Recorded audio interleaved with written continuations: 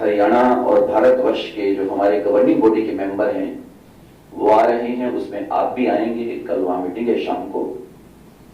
और इसी तरह से हमारे बहुत प्रिय संजय मनोचा जी यहाँ। अब मुझे लग रहा है कि मैं ज्यादा चर्चा ना करूं, 10-15 मिनट ले लूं बस, क्योंकि मैं आपको हकीकत बताऊं, जो मेरी हार्दिक इच्छा थी और है भी सही, कि मैं एक बार ना सभी मौलानाओं, मौलवियों, गुरुजनों, आचार्यों के बीच में बैठूं।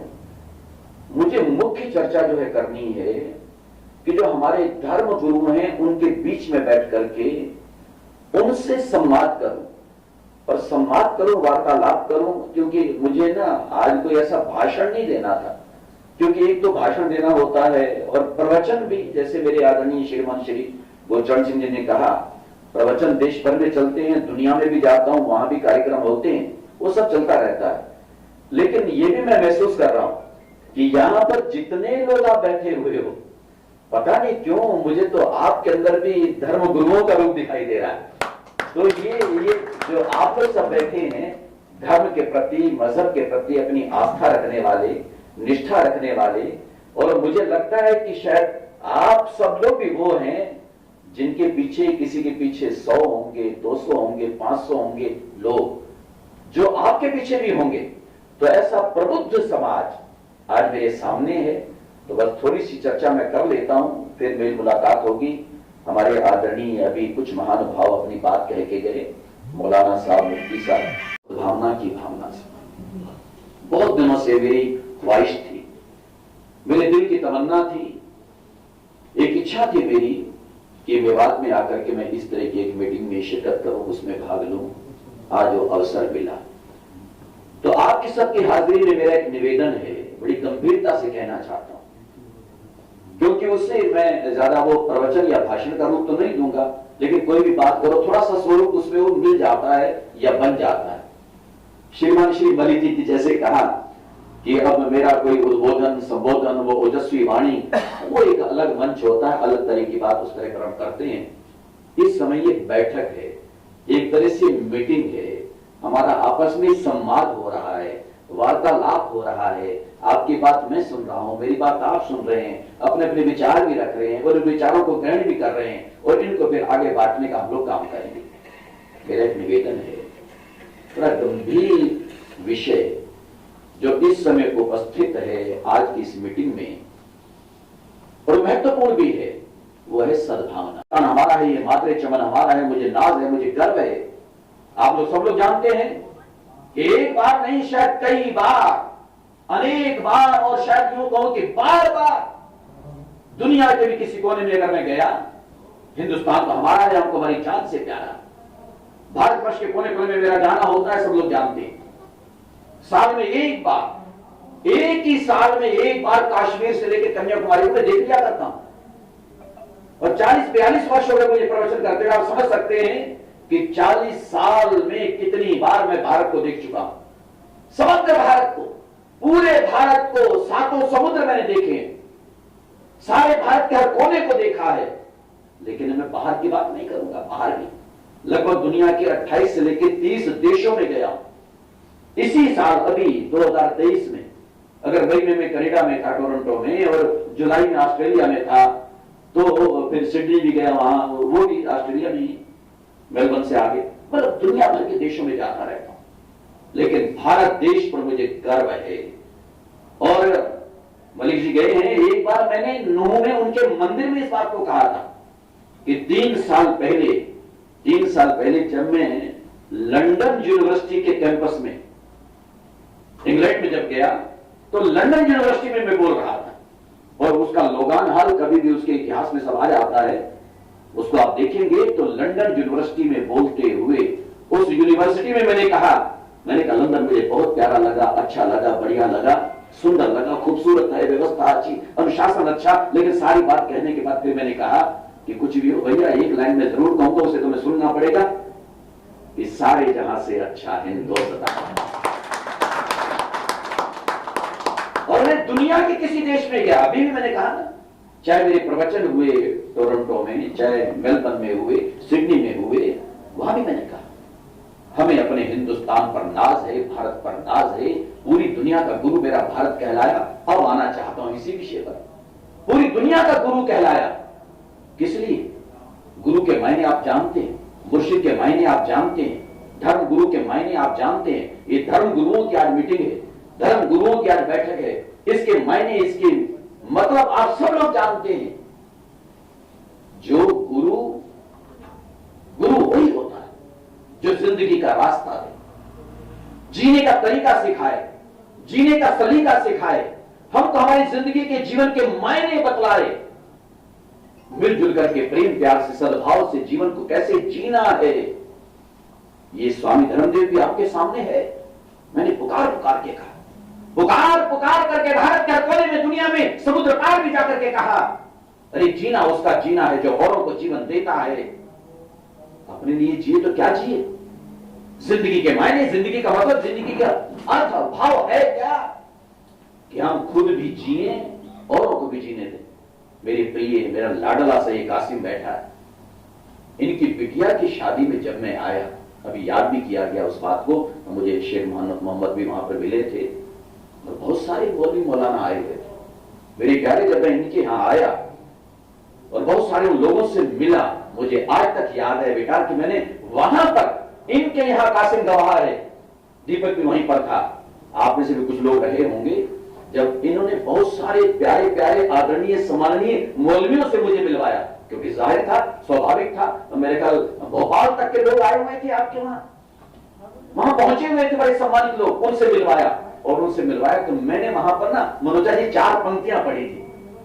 उस दौरान इनकी बिटिया की शादी के अवसर जब सारे मुझे मिल रहे थे, वहां मैंने 4 पंक्तियां पढ़ी थी। वो अब तक मुझे याद है, मेरे ज़हन में, उनको दोबारा दोहराना चाहता हूं।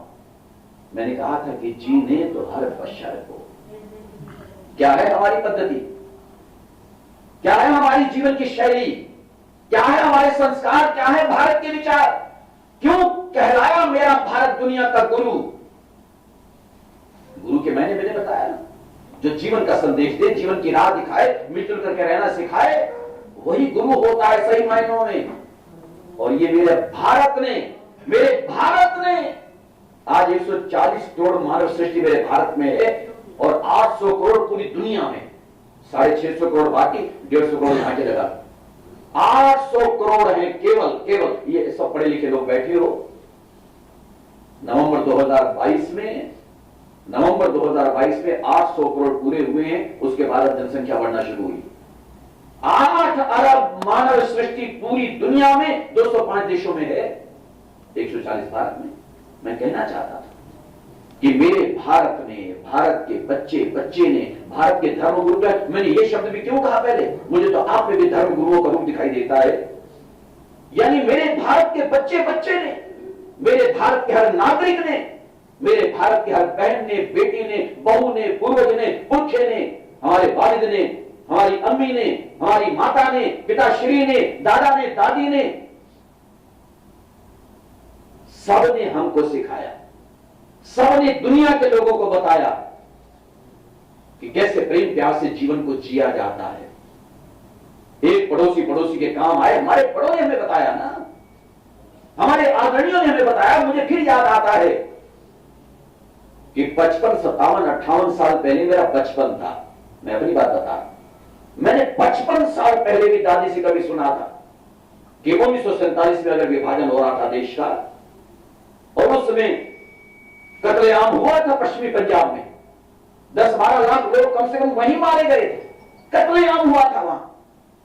लेकिन वो बताती थी कि वहां पर उस हालात में, उस परिस्थिति में, अगर घर में कोई माई बहन भोजन बना रही है, रोटी बना रही है, खाना बना रही है और चूल्हा चौका कर रही है, तवा चढ़ा हुआ है, ऊपर फुलका डाल रही है, और किसी ने भी, अब सुन लेना इस बात को, किसी ने भी, चाहे वो, एक बार तो ऐसे लगा था जैसे हिंदू मुस्लिम जंग हो रहा है, लेकिन अगर किसी मुस्लिम ने भी आकर के, वो हिंदू मां की बात मैं बता रहा हूं कि मुस्लिम ने भी आकर के हमारे घर में, क्योंकि पीछे मान लिया भीड़ चढ़ी हुई है, मोर चल रहा है, और उसने आकर के ऐसे रोटी पर हाथ रख दिया तो हमारे घर के सब खड़े हो जाते थे, मोर्चा संभाल लेते थे कि हमारे घर आया है, इसकी शान में, इसकी जान पर हम इसका बाल भी बांका नहीं होने देंगे, अपनी जान दे देंगे पर इसकी हिफाजत करेंगे।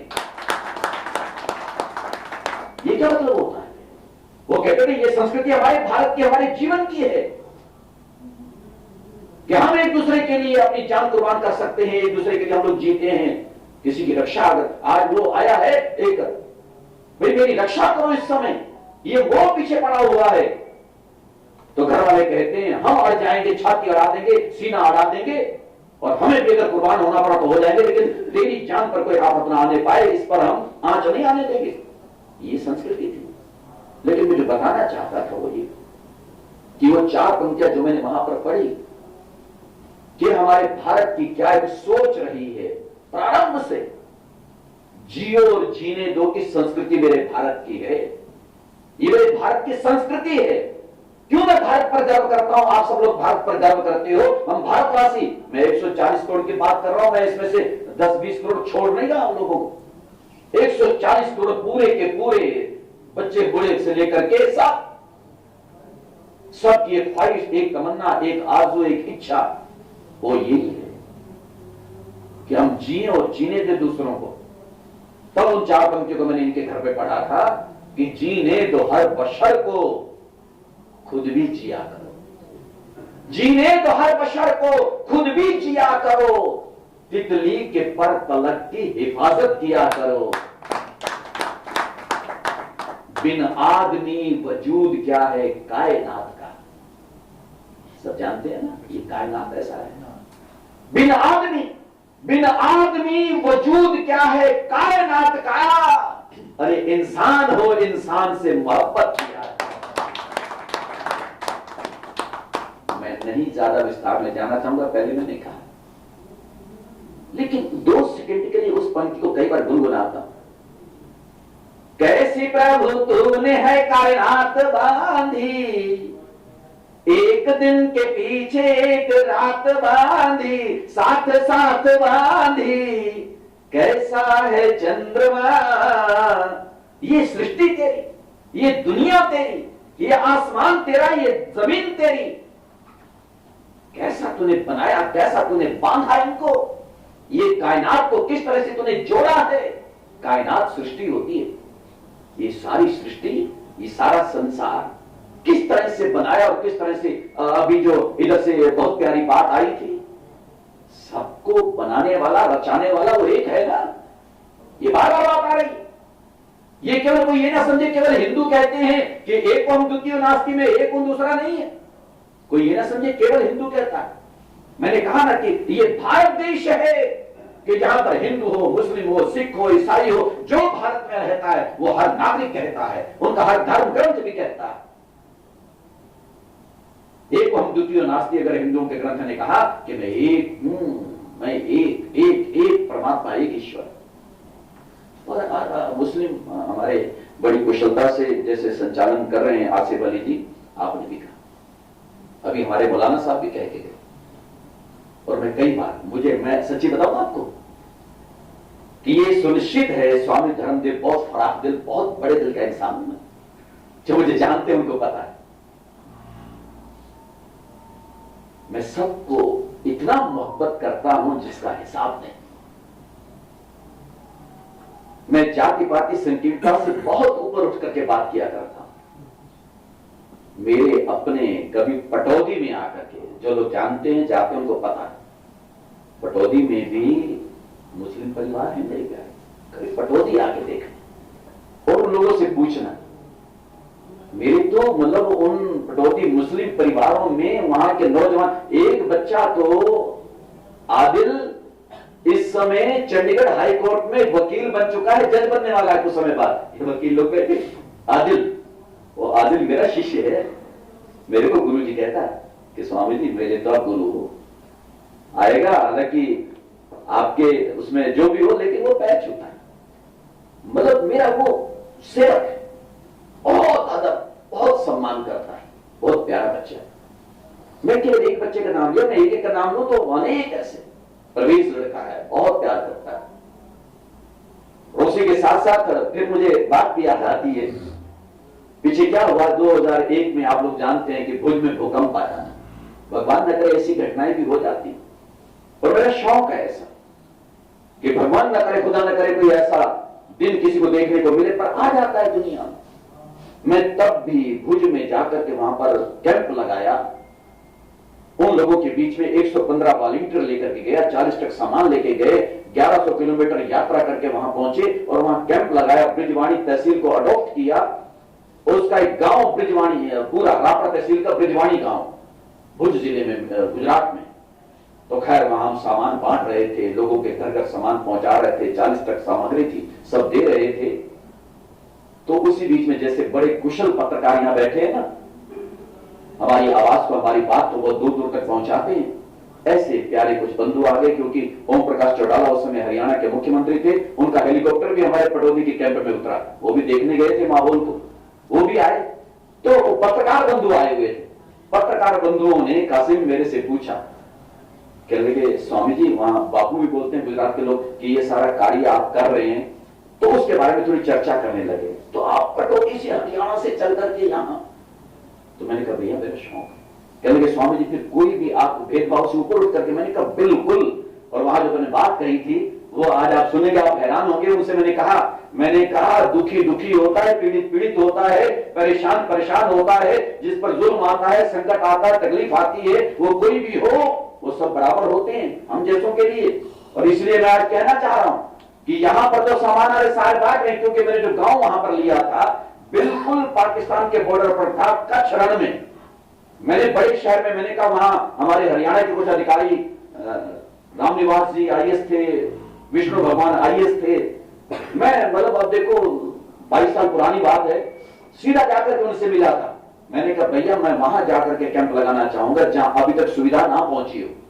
कहने लगे स्वामी जी वो तो यहां से 55 किलोमीटर दूर एक जगह तो है, वहां तक अभी हम भी ढंग से नहीं पहुंच पाए। मैंने कहा मुझे वहीं भेजो, मैं वहीं जाऊंगा।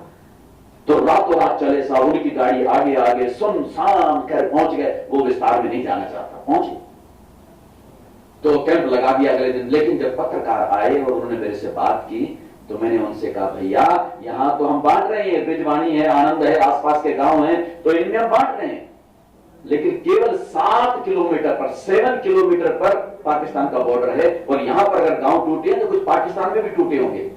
उस समय परवेज मुशर्रफ थे वहां के राष्ट्रपति। मैंने कहा परवेज मुशर्रफ तो अगर ऐतराज ना हो तो हम वहां जाके भी सामान बांटना चाहते हैं। अरे भैया इसमें क्या है, खाली ये थोड़ी ना कि नहीं हिंदुओं के लिए सामान बांटने आए हम। भैया दुखी दुखी है, घर उनका भी गिरा है, घर इनका गिरा है तो उनका भी गिरा है, लेकिन हमें ऐतराज नहीं है, हमें आपत्ति नहीं है, बशर्ते उनको ऐतराज ना होना चाहिए। खैर मैं बात को कह रहा था, उस बात को पूरा कर दूं कि हमारी संस्कृति, हमारी कल्चर, हमारी भारतीय संस्कृति सभ्यता हमें यही सिखाती है कि हमें मिलजुल करके रहना होता है। इसलिए मेरा मन था, हालांकि उस दौरान चलो आया, वो यात्रा भी हो गई तो अच्छा हो, लेकिन आज मैं मेवात में सभी धर्म गुरुओं से एक अपील करता हूं। हमारे अपने सभी लोग हैं और उसमें बाकी रहा धर्म, और वो हिंदू भी हैं, मुस्लिम भी हैं, सिख भी होते हैं, क्रिश्चियन भी होते हैं। वो मैंने बात कही कि मैं कभी कभी मुस्लिमों के उर्स में भी जाता हूं। उर्स में आप हैरान होंगे, आपको ताज्जुब होगा शायद कि उर्स में, एक बार मैंने उर्स में जाकर के कहा, जब उसमें हमारे बहुत दूर दूर से मौलाना और पीर पैगंबर जैसे लोग कहलाते हैं वो आए हुए थे।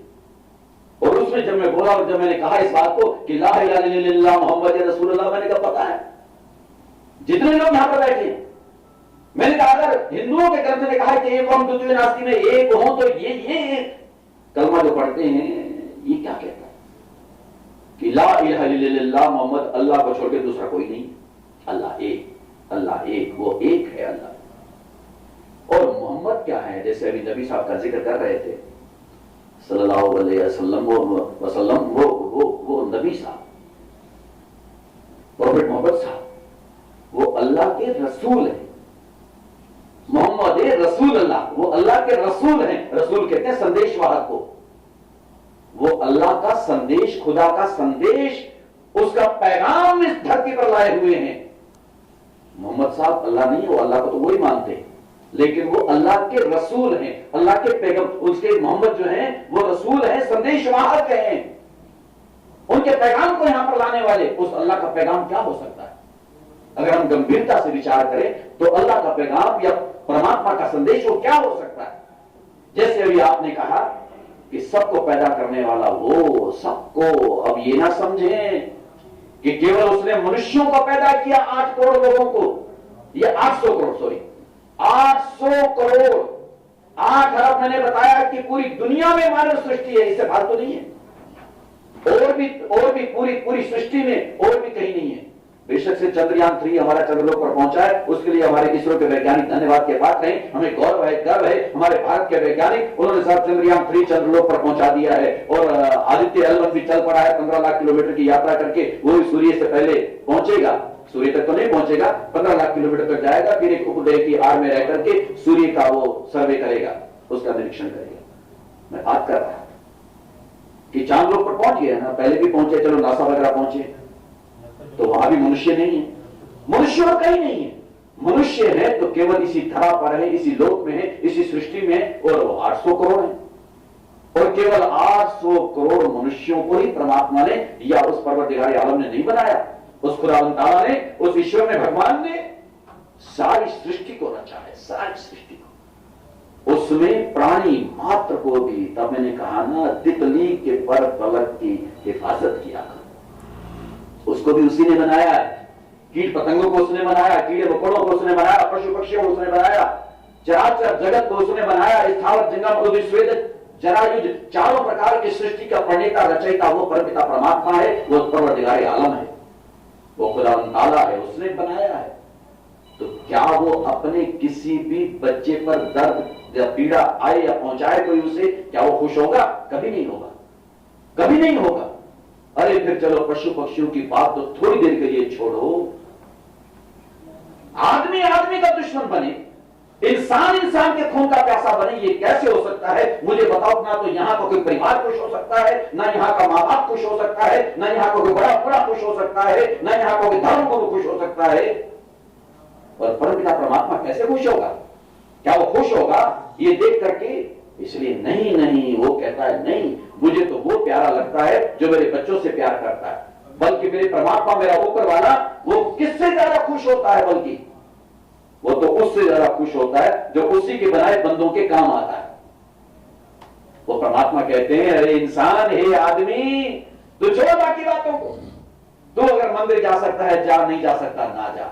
गुरुद्वारे जा सकता है जा, नहीं जा सकता ना जा। तू मस्जिद भी जा सकता है जा, नहीं जा सकता ना जा। तू गिरजाघर भी जा सकता है जा, नहीं जा सकता ना जा। लेकिन मंदिर हो, गुरुद्वारा हो, गिरजाघर हो, या जो भी धार्मिक स्थान हमारा हो, वो सब है अपने आदरणीय पूजनीय प्रेरणा जीवन की वहीं से मिलती है। उसमें जाते रहना, वहां से शिक्षा लेते रहना।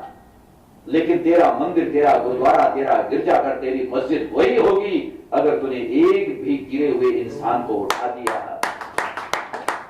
अरे तूने एक भी भूखे को भोजन करा दिया, प्यासे को पानी पिला दिया, किसी के लिए तू काम आ गया, किसी दुखिया के दुख की दवा बन, डूबती नैया तराओ मल्हा बन। हे इंसान, तो बनना चाहता है तो बन, पर क्या बन? तो किसी के काम आ।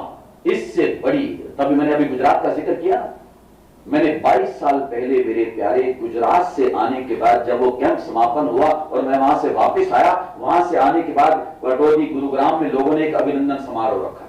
खैर चलो, मैंने कहा मेरे साथ जो लोग गए हैं, इनका मनोबल बढ़ेगा, तो उनको आशीर्वाद लोगों ने दिया।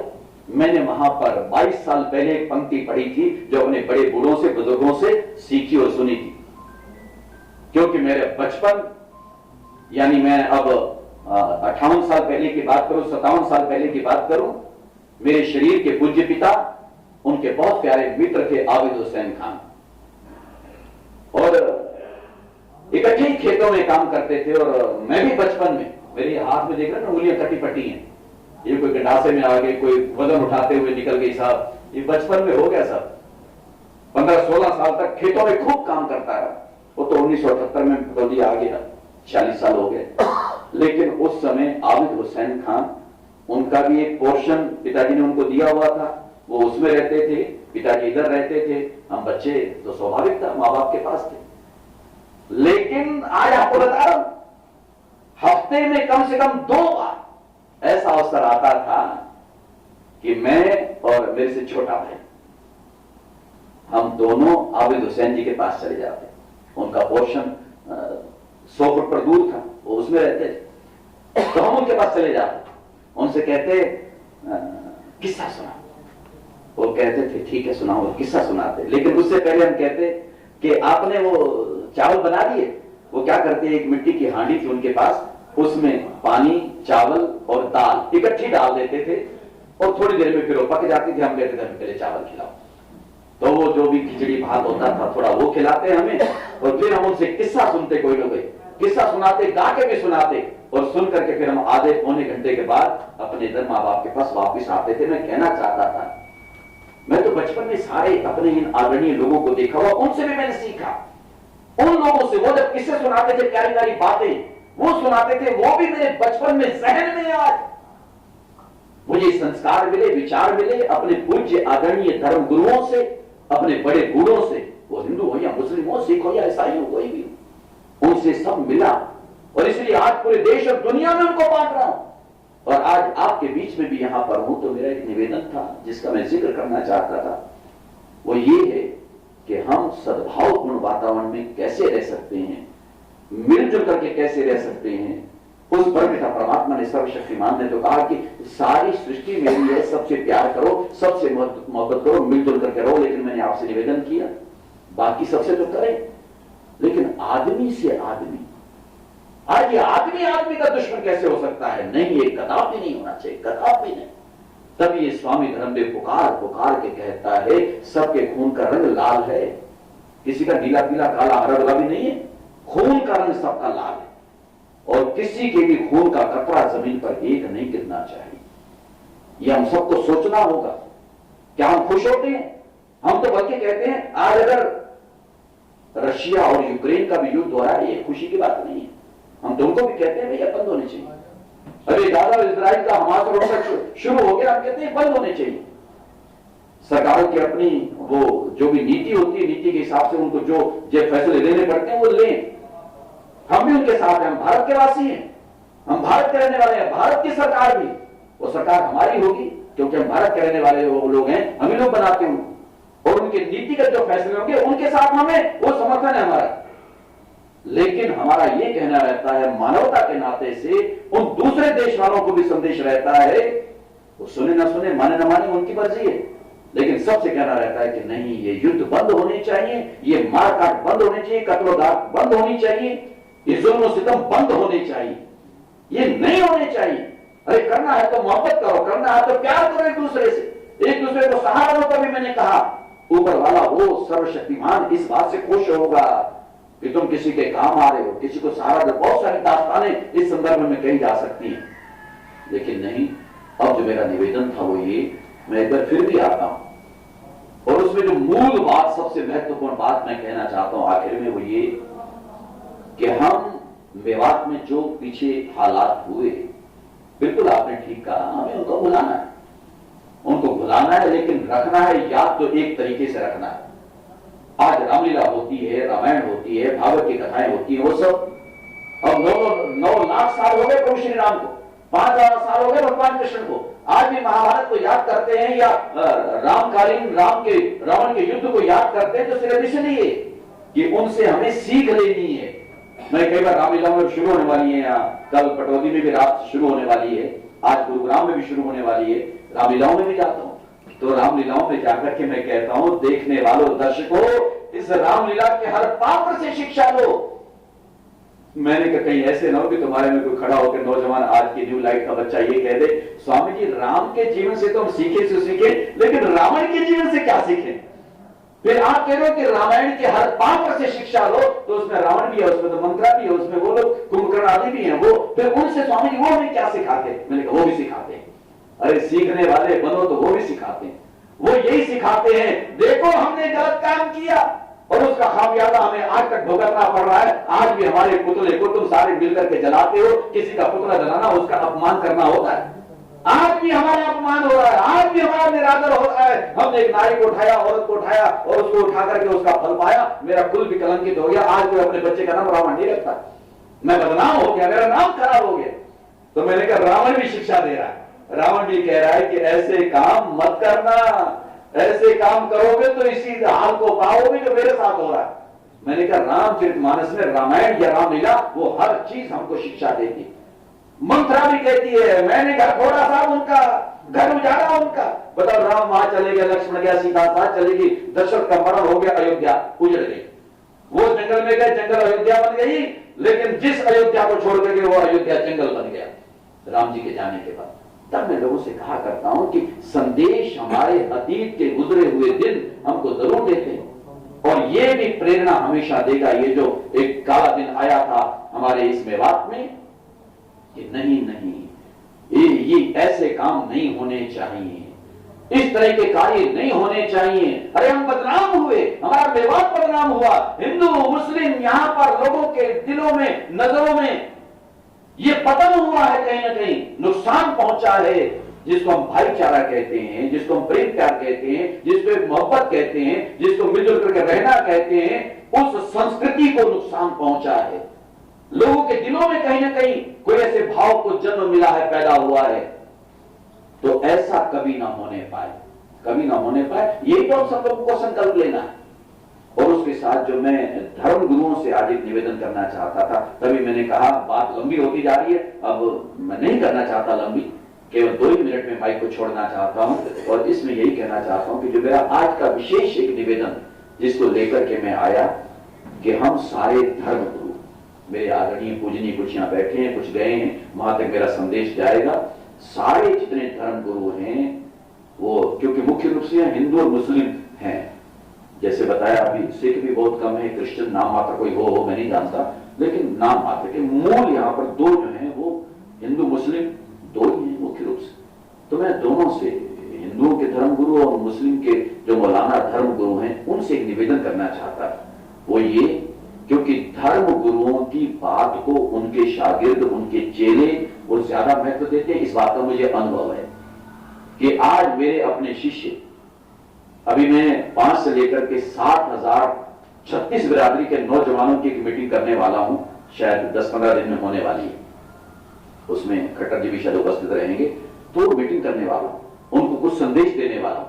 वो स्पेशल मैंने एक लड़के के जिम्मे लगाया है, हरीश वर्मा के, और उसको हरियाणा का प्रभारी बना करके मैंने कहा पूरे हरियाणा प्रदेश की 36 बिरादरी के नौजवानों की 5 से लेकर के 7,000 उसमें लोग उपस्थित, नौजवान उपस्थित होंगे 22 जिलों से, और उनको मैं एड्रेस करने वाला हूं आधा घंटा मुख्यमंत्री की उपस्थिति में। आज ये जो बात अब मैं कहना चाहता था वो ये कि हम जो धर्म गुरु होते हैं ना, हम जब बात करते हैं, अभी जो बात मेरे आदरणीय कमांडो ने कही, मैं नशा मुक्ति की बात भी करने वाला हूं, और उसमें नौजवानों से कहने वाला हूं कि जिंदगी को, जीवन को बर्बाद करने वाला ये रास्ता है, इसको छोड़ो। ये शर कहते हैं, ये फारसी के शब्द हैं मेरे प्यारे, शराब, शर फारसी अरबी, उसमें कहते हैं झगड़ा। आप कहते हैं पानी को शर, ये झगड़े का पानी। अरे झगड़े का पानी पियोगे, झगड़े का पानी पी के झगड़ा ही करोगे, क्या करोगे? और इस झगड़े के पानी के पी कर अगर संतान को जन्म दोगे, तुम्हारी औलाद अगर पैदा होगी इसी झगड़े के पानी को पीने के बाद, तो फिर तुम ही से कल को झगड़ा करेगी। इसलिए झगड़े के पानी से बचना होगा अपने आप को। इस शर आप झगड़े के पानी से अपने आप को बचाओ। ये मेरा एड्रेस वहां होने वाला है। तो इन चीजों की जानकारी मैं नौजवानों को दूंगा, उनसे कसम खिलवानी है कि खाओ कसम, हम इससे बच के रहें। जो बचे हुए हैं वो भी कसम खाएं कि हम अपने जीवन में इस चीज को नहीं आने देंगे, और कहीं कोई इस चीज से संलिप्त है तो अपने आप को बचाएं। हमें बुराइयों से, विकृतियों से अपने आप को बचाना है, जो हमारी बुद्धि, मस्तिष्क, विचारधारा को खराब करती है चीजें। अरे खाने पीने के लिए कुदरत ने यार कितनी चीजें बनाई है यार, हमें वही पीनी है क्या? अरे दुनिया भर के जूस, दुनिया भर के इतने पदार्थ हैं जो हमारी सेहत को भी ठीक रखते हैं, हमारे धन को भी बचाते हैं, और पैसा बर्बाद होता है अगर हम उन चीजों को लेते हैं। तो हमें उनसे अपने आप को बचाना होगा। तो वो मेरा संबोधन होने वाला है। इस अवसर पर मैं इसलिए कहना चाहता था कि हम धर्म गुरु, वो हिंदू के हैं या मुस्लिम के हों, धर्म गुरु जब अपने अपने चेलों को, शिष्यों को, शागिर्दों को कोई बात कहेंगे तो उसका असर मुझे लगता है कि जबरदस्त होता है। तो हमारे मेवात में कम से कम यहां इस समय कुछ ज्यादा आवश्यकता आन पड़ी है। तो हमारे हिंदुओं के भी धर्म गुरु हिंदुओं के बीच में जाकर के उनकी सभाएं करें, उनके कार्यक्रम करें, और कभी कभी मुझे भी बुला लें, मैं भी आ जाऊंगा, मैं तो दोनों में आऊंगा। मुस्लिम मौलाना बुलाएंगे तो उसमें भी आऊंगा और हिंदू बुलाएंगे तो उसमें भी आऊंगा। और उसमें अपने चेलों को बुला करके उनको समझाएं कि भैया मिलजुल करके रहो, प्रेम प्यार से रहो, नफरत से अपने आप को बचाना होगा। जीने दो हर बशर को, मैंने कहा। और साथ में कई बार नफरत वाली बात आती है तो वो भी मैं कह दिया करता कि हम लोगों ने इस दुनिया में, जो परमात्मा ने दुनिया बनाई है, इसमें हम ले रहना कि अपनी इस नफरत के भाव को हमें छोड़ना होगा। कहीं अगर पैदा हो गई है तो, सब जगह है नहीं, कहीं कहीं हो जाती, अगर है तो उसको छोड़ना होगा, उसको त्यागना होगा कि इस दुनिया में हम लोगों ने फिर भी रहना है, इस सृष्टि में रहना है, दुनिया में रहना है, तो हमें कुछ चीज का त्याग करना होगा, उसको तिलांजलि देनी होगी, उसको दरकिनार करना होगा, उसको छोड़ना होगा। हमारे धर्म गुरु समझा सकते हैं और धर्म गुरुओं की बात को चेले मानते हैं, पक्की बात है, मानते हैं। मेरा यह यकीन है, मेरा यह अनुभव भी है। हिंदू भी अपने गुरु शिष्यों को समझाएं, और जो हमारे मुस्लिम धर्म गुरु हैं, जैसे हमारे आदरणीय आए हुए थे, बहुत अच्छी बातें बोली। आज मेरा हृदय बहुत गदगद, ये हृदय के सही विचार होते हैं। और धर्मगुरु तो हमेशा यही बात करेंगे, क्योंकि धर्मगुरु कभी लड़ाने की, झगड़े की बात कर ही नहीं सकते। फिर धर्मगुरु कैसा? कल मैं रोहतक में था,